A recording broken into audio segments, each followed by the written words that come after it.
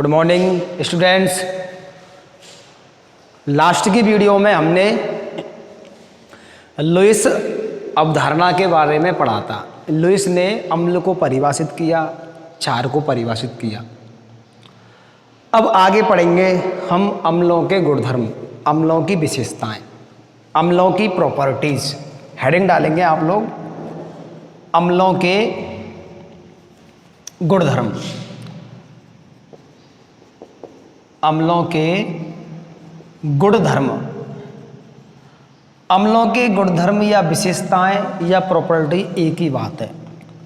अम्लों के गुणधर्मों की बात करें तो आपको मालूम है अम्ल जो होते हैं स्वाद में खट्टे होते हैं और नीले लिटमस पत्र को लाल कर देते हैं। नीले लिटमस पत्र को क्या कर देते हैं? लाल कर देते हैं। पहली बात, पहली विशेषता।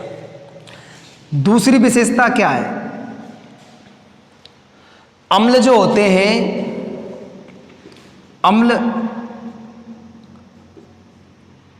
धातु से क्रिया करके, धातु से अभिक्रिया करके हाइड्रोजन गैस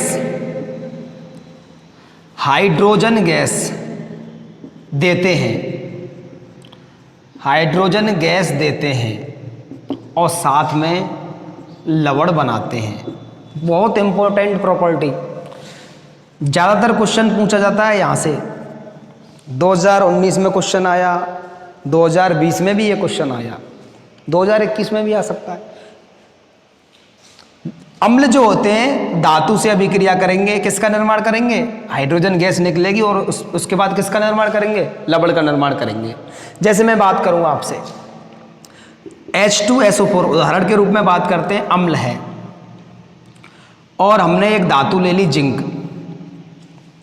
बहुत सारी धातु होती हैं, धातु ले ली हमने जिंक, इन दोनों की आपस में अभिक्रिया कराई। ये तो अम्ल हो गया, हाइड्रोक्लोरिक अम्ल, वो सॉरी सल्फ्यूरिक अम्ल। क्या कहते हैं बच्चों इसको? सल्फ्यूरिक अम्ल, अम्लों का राजा है ये सल्फ्यूरिक अम्ल। ये क्या है? जिंक। जिंक कहते हैं जिंक धातु। धातु आ गई, अम्ल आ गया। सबसे पहले हाइड्रोजन गैस निकाल दो। हाइड्रोजन गैस कैसे निकालते हैं? H2, हाइड्रोजन गैस हमने निकाल दी। बचा क्या यहाँ पे? H2 बाहर निकल गया, Zn बचा, SO4 बचा, बन गया ZnSO4। क्या बन गया? ZnSO4 बन गया। इसको कहेंगे जिंक सल्फेट। क्या कहेंगे बच्चों इसको? जिंक सल्फेट कहेंगे इसको। तो अम्ल जो होते हैं धातु से अभिक्रिया करके हाइड्रोजन गैस देते हैं और साथ में जल का निर्माण, सॉरी लवण का निर्माण करते हैं। एक और एग्जाम्पल देखते हैं। अम्ल ले लिया हाइड्रोक्लोरिक अम्ल। क्या नाम है बच्चों इसको? इसका हाइड्रोक्लोरिक अम्ल। एक हमने धातु ले ली के को कहते हैं पोटेशियम। क्या कहते हैं बच्चों इसको? पोटेशियम धातु। पोटेशियम धातु ये अम्ल है, ये धातु है। सबसे पहले हाइड्रोजन गैस निकाली आप लोग, हाइड्रोजन गैस हमने निकाल दी। देखो H यहां से निकल गया, बचा क्या? K बचा, Cl बचा, बन गया KCl। क्या बन गया? KCl। इसको कहते हैं पोटेशियम क्लोराइड। क्या कहते हैं बच्चों इसको? पोटेशियम क्लोराइड कहते हैं इसको, क्लोराइड। देखिए, लेकिन अभिक्रिया को ध्यान से देखिए, ये अभिक्रिया बैलेंस नहीं है, संतुलित अभिक्रिया नहीं है। अभी से यहाँ पे कितने हाइड्रोजन है? 1। यहाँ पे कितने हाइड्रोजन है? 2। इसका मतलब यहाँ पे 2 हाइड्रोजन करेंगे, यहाँ भी 2 हाइड्रोजन, उधर भी 2 हाइड्रोजन। यहाँ देखिए 2 का गुणा Cl से भी हो रहा है, 2 Cl हो गए, 2 क्लोराइड हो गए। यहाँ तो 1 क्लोराइड है, इसलिए यहाँ पे 2 का गुणा कर देंगे। यहाँ 2 क्लोराइड हो गए, यहाँ भी 2 क्लोराइड है, लेकिन यहाँ पे 2 K हो गए, 2 पोटेशियम हो गए, तो यहाँ भी अपन 2 का गुणा कर देंगे। देख लो पूरी अभिक्रिया संतुलित हो गई। मतलब जितने तत्व इधर हैं उतने ही तत्व इधर की साइड होंगे। ये होती है संतुलित अभिक्रिया।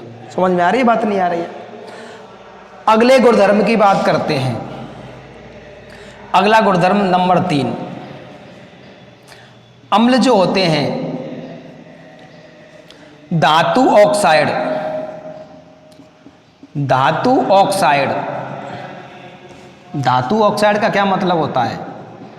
धातु हो और धातु के साथ में ऑक्सीजन जुड़ा हो, बन गया धातु ऑक्साइड, या इसको धात्विक ऑक्साइड भी कह सकते हैं। धातु ऑक्साइड, धात्विक ऑक्साइड एक ही बात है। अम्ल जो होंगे धातु ऑक्साइड से अभिक्रिया करके जल का निर्माण करेंगे। किसका निर्माण करेंगे बच्चों? जल का निर्माण करेंगे और साथ में लवण का निर्माण करेंगे। किसका निर्माण करेंगे? लवण का निर्माण भी साथ में करेंगे। इतनी बात समझ में आई कि नहीं आई? अम्ल होंगे, अम्ल की अभिक्रिया कहने ऐसे भी कह सकते हैं इसको अपन, अम्ल की अभिक्रिया जब धातु ऑक्साइड से कराई जाएगी तो सबसे पहले जल का निर्माण होगा, उसके बाद लवण बनेंगे। जैसे एक एग्जाम्पल अपन देखते हैं, H2SO4 हमने अम्ल ले लिया, एक धातु ले ली जिंक ऑक्साइड, H2SO4 ये जिंक ऑक्साइड ZnO, ये धातु ऑक्साइड धातु हो गई, साथ में ऑक्सीजन अटैच हो गई, क्या बन गया? धातु ऑक्साइड बन गया। जब ये दोनों आपस में अभिक्रिया करेंगे सबसे पहले जल का निर्माण होगा। तो मैंने जल निकाल दिया H2O, देखो H2 यहाँ से निकल गया, O यहाँ से निकल गया, बचा क्या? ZnSO4 बच गया। क्या बन गया? जिंक सल्फेट बन गया। क्या बन गया? जिंक सल्फेट बन गया। ये बन गया, जल बन गया। इतनी बात समझ में आई कि नहीं आई? तो अब देखो ध्यान से, हमने लवण की परिभाषा में हमने पढ़ा था कि अम्ल जो होते हैं लवण और जल कब बनाते हैं? अम्ल जो होते हैं क्षार से अभिक्रिया करके लवण तथा जल बनाते हैं।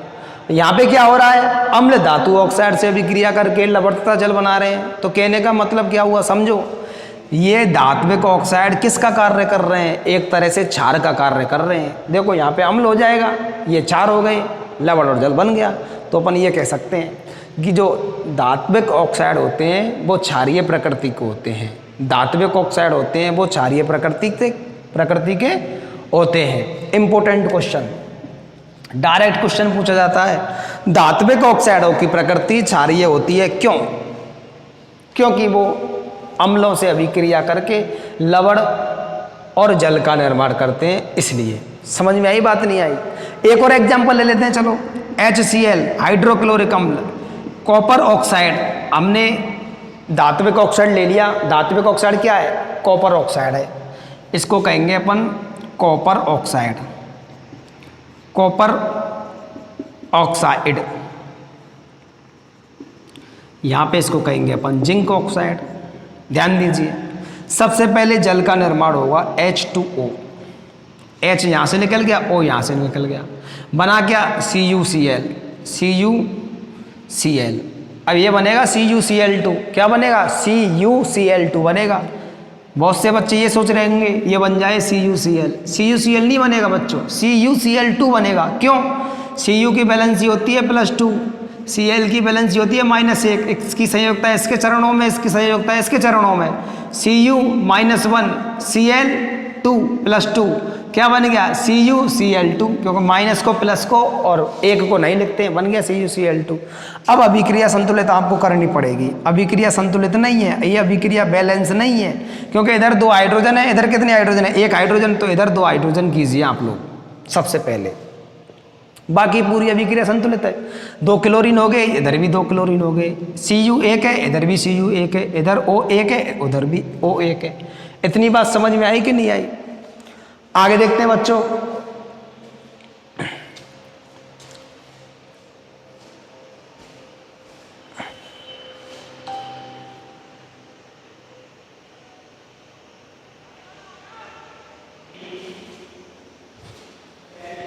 आगे देखते हैं बच्चों, अगली प्रॉपर्टी देखते हैं इसकी। अगली प्रॉपर्टी क्या है? अगली प्रॉपर्टी को आप लोग पढ़ चुके हो। अम्ल जो होते हैं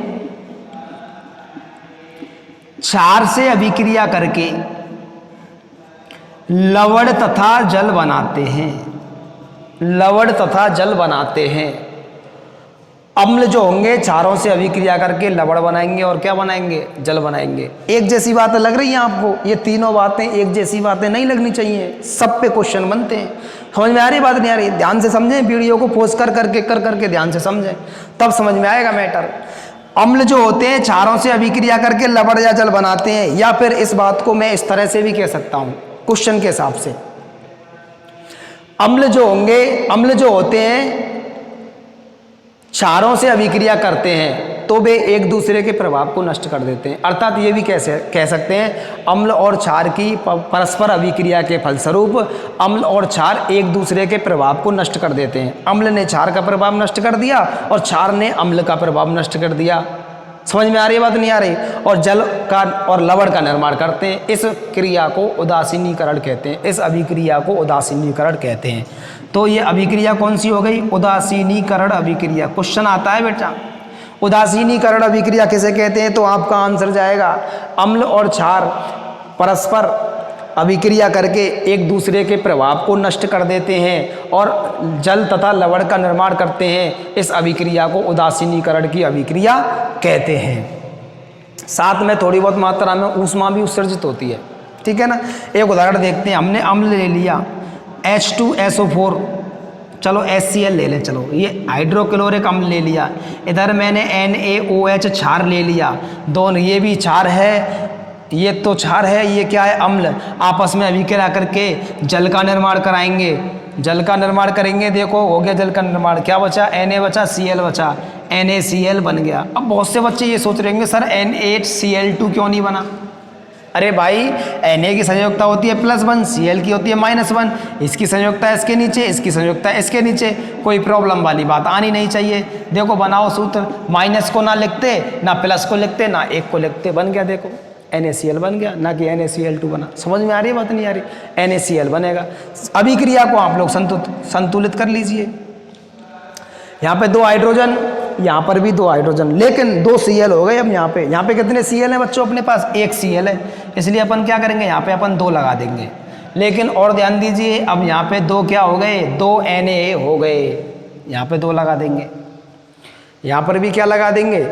2 लगा देंगे, ठीक है ना। और यहाँ पर भी अपन 2 लगा देंगे, तो क्या होगा? देखो 2 हाइड्रोजन, इधर 2 दूनी 4 हाइड्रोजन। देखो 2 हाइड्रोजन ये रहे और 2 हाइड्रोजन ये रहे। इधर 2 ऑक्सीजन, इधर भी 2 ऑक्सीजन, इधर 2 सोडियम, इधर भी 2 सोडियम, इधर 2 क्लोरीन, इधर भी 2 chlorine. This reaction is balance reaction. समझ में आ रही बात, नहीं आ रही? तो अम्लों के हमने 4 गुणधर्म पढ़े। सबसे इंपॉर्टेंट गुणधर्म बच्चों यही हैं, इनके बारे में पहले आप नोट कीजिए। तो हेडिंग डालिए अम्लों के गुणधर्म।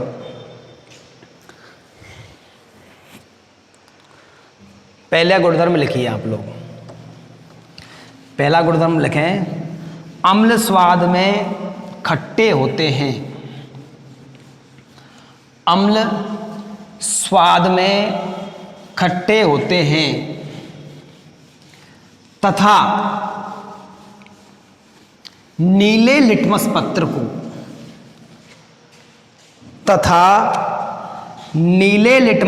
को लाल कर देते हैं, तथा नीले लिटमस पत्र को लाल कर देते हैं। अगला गुणधर्म लिखिए,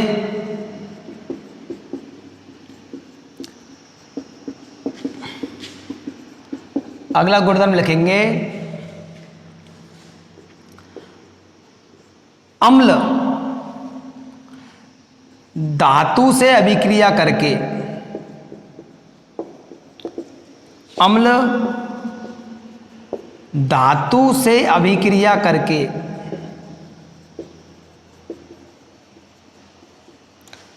हाइड्रोजन गैस देते हैं, हाइड्रोजन गैस देते हैं,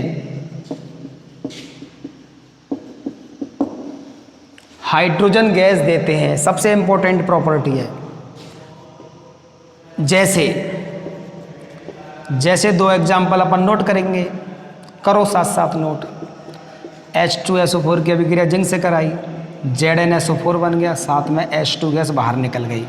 यहाँ पे लिख लेंगे सल्फ्यूरिक अम्ल, और यहाँ पे लिख लेंगे जिंक। ये जिंक धातु है। जिंक क्या है बच्चों? धातु है। ये बन गया आपका जिंक सल्फेट बन गया, जिंक सल्फेट बन गया। एक और उदाहरण नोट करेंगे साथ में। यहाँ पर ले लेंगे HCl हाइड्रोक्लोरिक अम्ल। यहाँ पे हमने पोटेशियम धातु ले ली। कौन सी धातु ले ली बच्चों? पोटेशियम धातु हमने यहाँ पे ले ली। ये ले लिया हमने हाइड्रोक्लोरिक अम्ल। अब इन दोनों की अभिक्रिया होगी तो आपको मालूम है, पढ़ लिया आपने, सबसे पहले हाइड्रोजन गैस बाहर निकलेगी। हाइड्रोजन गैस बाहर निकल गई, साथ में क्या बनेगा? बन जाएगा KCl बन जाएगा। क्या बन जाएगा बच्चों? KCl बन जाएगा। ये अभिक्रिया संतुलित हो जाएगी। इसको कहेंगे अपन पोटेशियम क्लोराइड। पोटेशियम क्लोराइड इसको हम कहेंगे। ठीक है बच्चों। अब क्या करेंगे बच्चों हम लोग? अम्ल और धातु, लवण और हाइड्रोजन गैस, इस समीकरण को कोष्ठक में लिख लेंगे हम, ताकि हमको ये प्रॉपर्टी याद रहे। ताकि हमको ये प्रॉपर्टी क्या रहे? याद रहे। नोट कीजिए।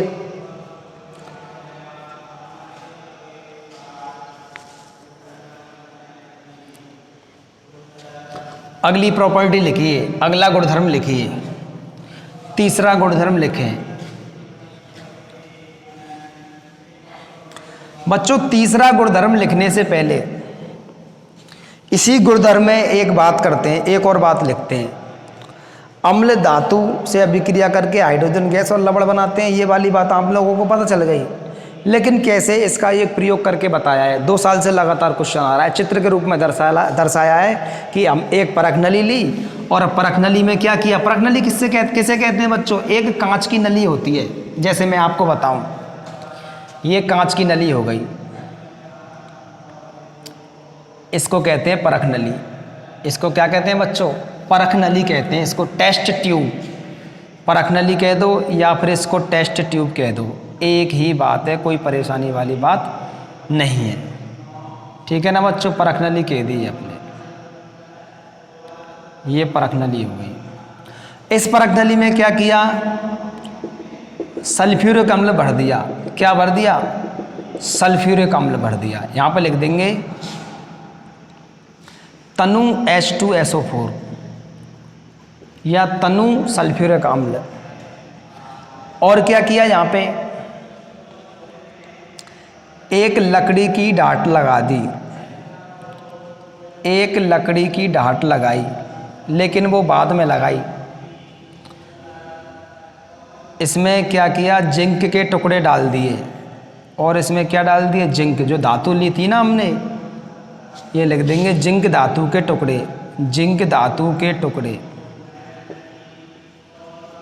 इस चित्र को सभी बनाएं बच्चों, साथ साथ सभी बनाएं, इस चित्र को सभी बनाएं। जिंक धातु के टुकड़े।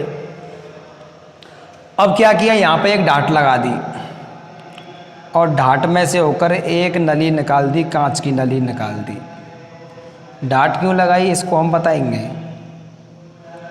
डाट क्यों लगाई इसको हम बताएंगे अभी। देखो, ये प्रयोग है कि वास्तव में अम्ल जो होते हैं धातु से अभिक्रिया करके हाइड्रोजन गैस देते हैं। ये एक प्रयोग है। कैसे प्रयोग हुआ, ये कैसे इससे साबित होता है, अभी बताएंगे। इस परख नली को बच्चों हमने क्या किया? एक स्टैंड पर डाट दिया। एक स्टैंड लिया है हमने, इस स्टैंड पर इस परख नली को डाट दिया है हमने। ऐसे नहीं वैसे हाथ में पकड़ रखी है, एक स्टैंड ले लिया है हमने। यहाँ पर लिख देंगे इसको अपन स्टैंड, स्टैंड लिख देंगे हम यहाँ पे इसको। ठीक है बच्चों? स्टैंड को ऊपर नीचे अपन खिसका सकते हैं।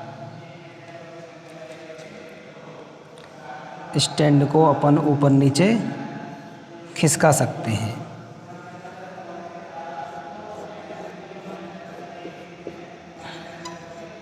स्टैंड ले लिया। ये एक नली ली कांच की। इस कांच की नली को हमने क्या किया? साबुन के घोल में डुबो दिया। यहाँ पे बच्चों क्या है? साबुन का घोल है। यहाँ पे साबुन को हमने पानी में घोल लिया और ये बन गया अपना साबुन का घोल। साबुन का घोल बन गया ये। साबुन का घोल तो बन गया, लेकिन होगा क्या देखिए। नली टेढ़ी नहीं होती बेटा, ये डायरेक्ट सीधी होती है, बेंड नहीं होता इनमें।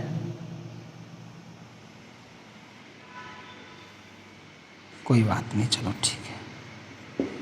अब देखो यहाँ पे जब तनु सल्फ्यूरिक अम्ल और जिंक, ये वाली अभिक्रिया है मेनली, H2SO4 है और जिंक है। अभिक्रिया करके ZnSO4 बनेगा, प्लस हाइड्रोजन गैस बाहर निकलेगी। देखो यहाँ पे H2SO4 ले लिया परख नली में, जिंक भी ले लिया, जिंक धातु के टुकड़े ले लिए छोटे छोटे। इन दोनों की अभिक्रिया होगी तो हाइड्रोजन गैस बाहर निकलेगी। क्या बाहर निकलेगी? Hydrogen gas. यहाँ पे लिखेंगे hydrogen gas. Hydrogen gas, gas बाहर निकल रही है, क्योंकि अभिक्रिया में हाइड्रोजन गैस बनेगी ना। ये हाइड्रोजन गैस यहाँ पे आती है, साबुन के बुलबुलों में आती है हाइड्रोजन गैस। तो यहाँ पे क्या है, हाइड्रोजन गैस पानी से साबुन के घोल से बाहर निकलेगी, ये बुलबुलों के रूप में। ये बुलबुलों के रूप में हाइड्रोजन गैस बाहर निकलेगी। इन बुलबुलों में साबुन के जो बुलबुले बने हुए हैं, इनमें हाइड्रोजन गैस भरी हुई है। अपन इनको क्या कहेंगे? इन बुलबुलों को हाइड्रोजन गैस युक्त, हाइड्रोजन गैस युक्त साबुन के बुलबुले, के बुलबुले,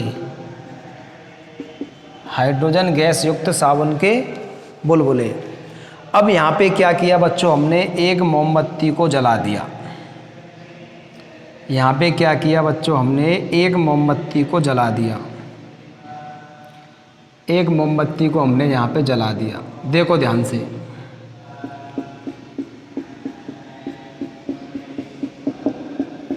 मोमबत्ती को हमने जला दिया और ये हाइड्रोजन गैस है। जैसे ही मोमबत्ती की लौ से हाइड्रोजन गैस युक्त बुलबुले जो हैं संपर्क में आते हैं, तो यहाँ पे फट फट की आवाज़ होती है। किस किस की आवाज़ होती है? फट फट की आवाज़ होती है। इसका मतलब क्या है, ये जो गैस निकली है ये हाइड्रोजन ही गैस है। अगर फट फट की आवाज़ नहीं हुई, इसका मतलब ये है कि वो हाइड्रोजन गैस नहीं है। लेकिन यहाँ पे जो ये बुलबुले आए हैं, जैसे ही ये मोमबत्ती की लौ के ज्वाला के संपर्क में आएंगे तो फटफट की आवाज़ के साथ आवाज़ होगी। इसका मतलब क्या है, जो निकली हुई गैस कौन सी गैस है? हाइड्रोजन गैस है। यहाँ पे लिखेंगे अपन फटफट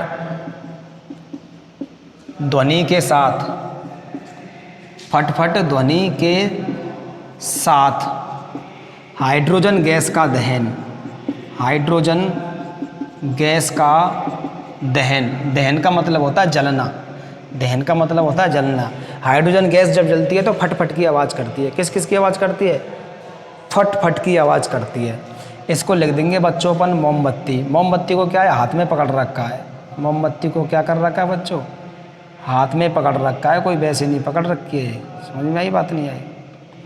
बना देंगे छोटा सा हाथ, क्या हो जा रहा है, हाथ बना देंगे।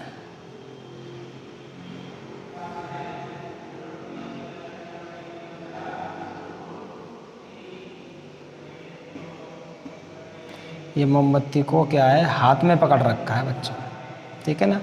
यहाँ पे लिख देंगे मोमबत्ती, मोमबत्ती। ये वाला चित्र आया था, यहाँ पे लिख लेंगे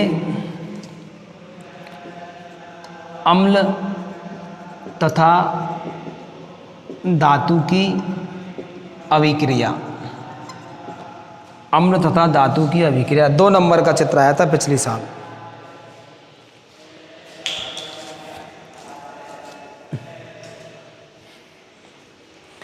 यहाँ पे लिख लेंगे इसको परख नली। क्या है बच्चों? ये परख नली, जांच करने वाली नली, परख नली। ये क्या, लकड़ी की ढाट होती है, कॉर्क होती है ये। इसको लिख लेंगे कॉर्क। क्यों? कि हाइड्रोजन गैस इधर उधर साइड से बाहर ना निकले, डायरेक्ट इस नली से होकर यहाँ पे जाए। समझ में आ रही बात, नहीं आ रही? तो इस चित्र को नोट करें बच्चों ध्यान से।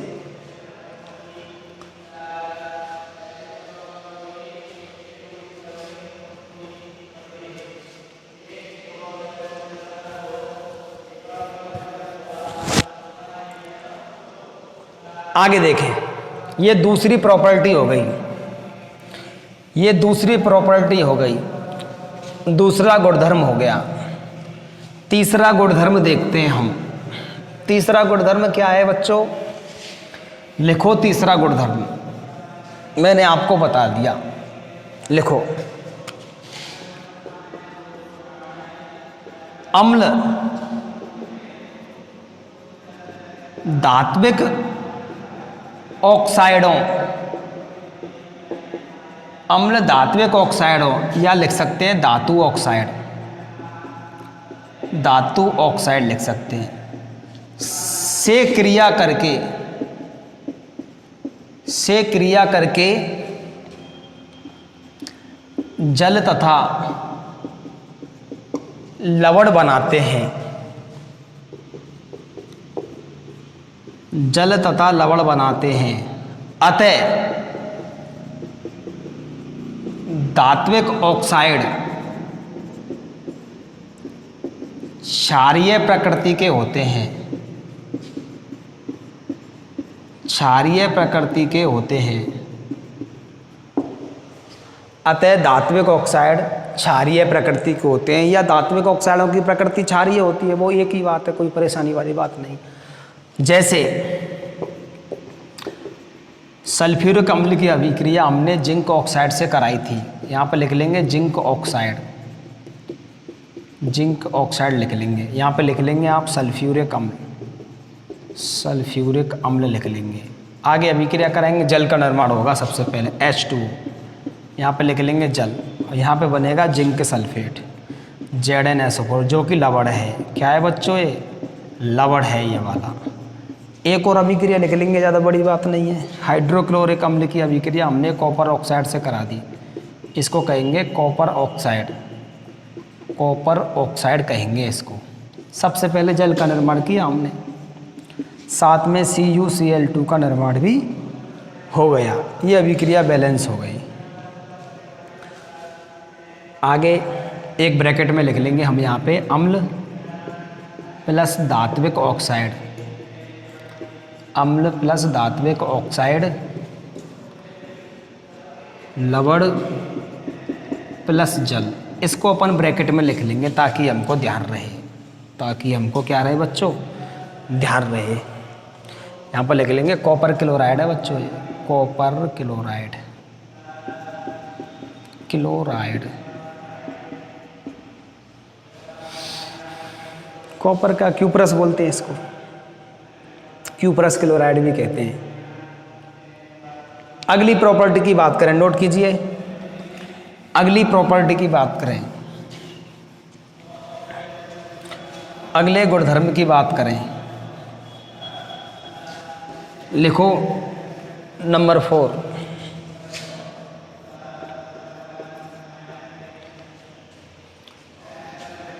अम्ल तथा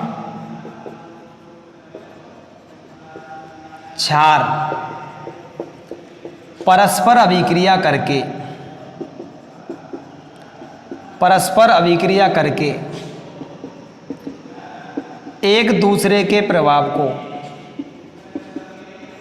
एक दूसरे के प्रभाव को नष्ट कर देते हैं। नष्ट का मतलब खत्म, एक दूसरे के प्रभाव को नष्ट कर देते हैं,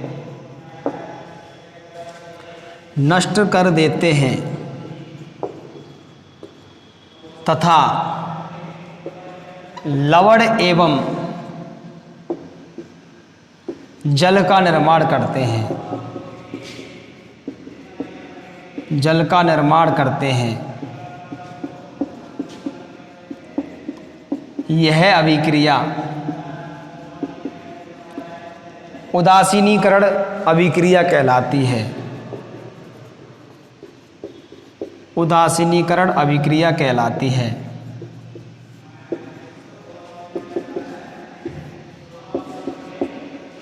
इस अभिक्रिया में ऊष्मा भी उत्सर्जित होती है, ऊष्मा भी उत्सर्जित होती है। जैसे एक अभिक्रिया लिखेंगे बच्चों हम। हाइड्रोक्लोरिक हमने अम्ल ले लिया और सोडियम हाइड्रोक्साइड हमने क्षार ले लिया। हाइड्रोक्लोरिक अम्ल ले लिया, सोडियम हाइड्रोक्साइड हमने क्षार ले लिया। क्या बना? जल बनेगा H2O और लवण बन गया। ये सोडियम क्लोराइड बन गया। इसको टेबल लवण भी कहते हैं, मैं आपको बता चुका हूँ। सिंपल सी बात है। और साथ में थोड़ी बहुत मात्रा में ऊष्मा भी निकलेगी। यहाँ लिख लेंगे ऊष्मा। यहाँ क्या लिख लेंगे बच्चों? ऊष्मा लिख लेंगे। ठीक है ना। अगली प्रॉपर्टी की बात करते हैं, पांचवी प्रॉपर्टी। पांचवी प्रॉपर्टी की बात करते हैं। लिखें, अम्ल को जल में घोलने पर, अम्ल को जल में घोलने पर यह आयनों में विभक्त हो जाता है। विभक्त होने का मतलब है टूटना। विभक्त होने का मतलब है टूटना। जैसे मैंने HCl को जल में मिलाया, H अलग हो जाएगा, Cl अलग हो जाएगा, टूट जाएगा, विभक्त हो जाएगा, एक ही बात है। अम्ल को जल में घोलने पर यह आयनों में विभक्त हो जाता है। कोष्टक में लिख लेंगे टूटता, वो आयनित। विभक्त होना या आयनित होना एक ही बात है। विभक्त हो जाता है, विभक्त हो जाता है। तथा हाइड्रोजन आयन मतलब H+ देता है। तथा हाइड्रोजन आयन H+ देता है। हाँ, अगली प्रॉपर्टी की बात करते हैं, छठवीं प्रॉपर्टी। छठवीं प्रॉपर्टी इसकी क्या है? इंपॉर्टेंट है बच्चों, देखते हैं। अम्लों के जलीय विलयन, अम्लों के जलीय विलयन विद्युत के सुचालक होते हैं। विद्युत के सुचालक होते हैं। अतः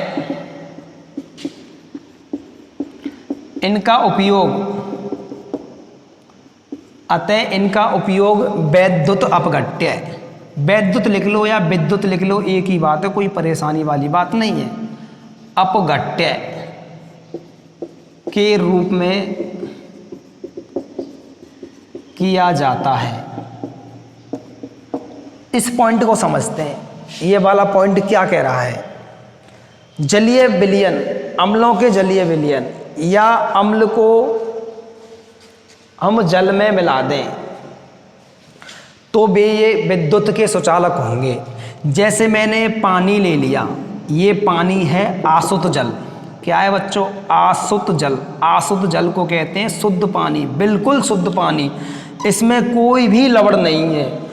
अगर इसमें विद्युत के तारों को अपन डाल देंगे तो इस पानी में करंट नहीं आएगा। हम इसको पानी को टच कर देंगे तो करंट नहीं आएगा, विद्युत धारा बहेगी नहीं, क्योंकि इस आसुत जल में कोई आयन नहीं है, कोई लवण नहीं है, तो इसमें विद्युत धारा का प्रवाह नहीं होगा। लेकिन मैंने इसमें अम्ल को मिला दिया, मान के चलो HCl को, तो H+ बन गया, Cl- बन गया। H+ बन गया, Cl- बन गया। अब इस आसुत जल में आयन हो गए, आयन उत्पन्न हो गए। अब ये आसुत जल नहीं रहा, ये अशुद्ध जल बन गया। क्या बन गया? ये अशुद्ध जल बन गया, या फिर अम्लीय जल बन गया। अम्लों के जलीय विलयन बन गया ये वाला जल। अब इसमें आयन उत्पन्न हो गए। क्या उत्पन्न हो गए? आयन। आयनों के कारण विद्युत धारा का चालन होता है, विद्युत धारा प्रवाहित हो सकती है। अब इस जल में विद्युत धारा का प्रवाह हो गया तो करंट आ जाएगा, झटका लग जाएगा हमको। तो इसलिए इनका उपयोग वैद्युत अपघट्य के रूप में करते हैं। सेलों में मिलाते हैं ना, H2SO4 को सेल आते हैं, बैटरियों वाले सेल आते हैं, उनमें H2SO4 भरा रहता है ताकि करंट का प्रवाह होता रहे। बच्चों पढ़ें, याद करें, कोई बात समझ में नहीं आए तो मुझे बताएं। Thank you.